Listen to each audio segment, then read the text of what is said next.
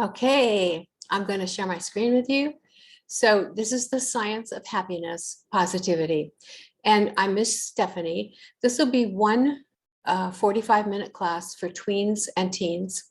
And eventually I'll have 4 to 6 in a series of social emotional topics.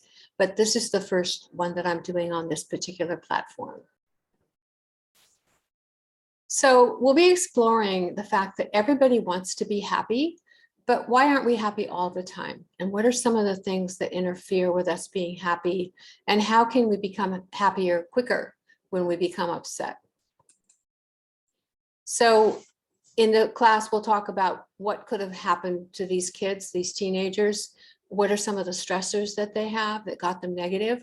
And hopefully we'll be able to generate even maybe 10 to 15 more things, friends, people lying to us, disappointments, that kind of thing, so that we'll get a sense of who the kids are in class.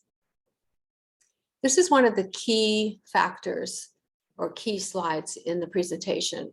The idea is that the mind can be your best friend or your worst enemy. So we really want to understand how we can make it our best friend and why. What are some of the factors that make it our worst enemy and how we can learn to control that more.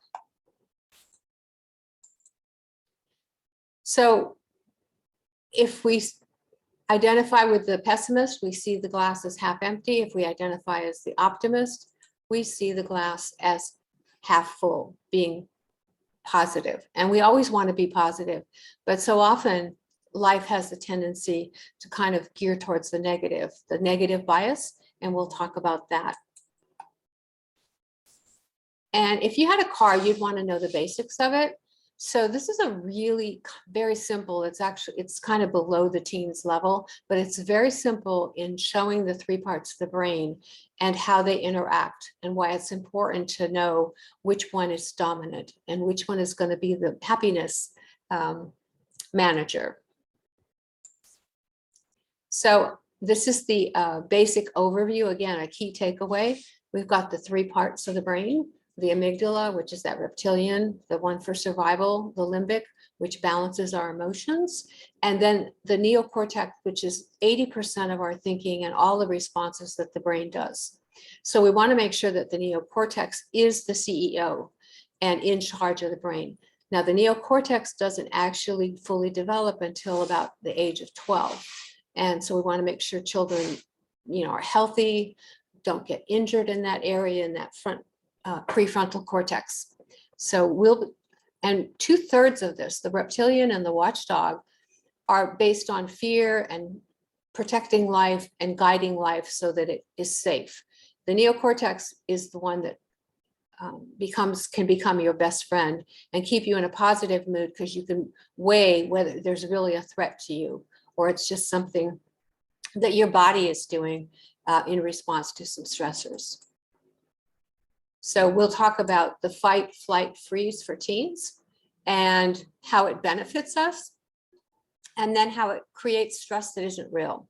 And then we'll talk about how you experience stress. This is a really very age-appropriate video, only a couple minutes long.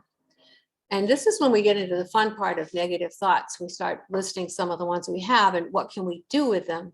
So we can block them like spam, we can send them away, or we can pop them like balloons, pull them like weeds, whatever it is that fits with your personality and fits with you at that particular time. We might just laugh at them. We could ignore them and go, oh, thanks for sharing and goodbye. Just like when you don't want to pay, like you hang up the phone with somebody, you're not going to listen to them. So this is a really powerful part, and kids really enjoy this part. So this part is when we get into the positivity and showing, now we're not able to get into every single one of these, but show the possibility of all the different things we can do to keep positive when we are in that negative space, and how to get ourselves rebalanced and how to do it in a quicker way. And there's many more than this. So the emphasis is for the kids to really do some of these things. It's just a few minutes a day, or when they notice that they're negative, to try to do one of these activities And they'll find that over a period of time that they will become much more positive and much stronger and much more confident. Now, it's not going to happen with just one little positive affirmation, you know, I'm a happy person. That's not realistic. This has been going on for, well, actually thousands of years in terms of human development.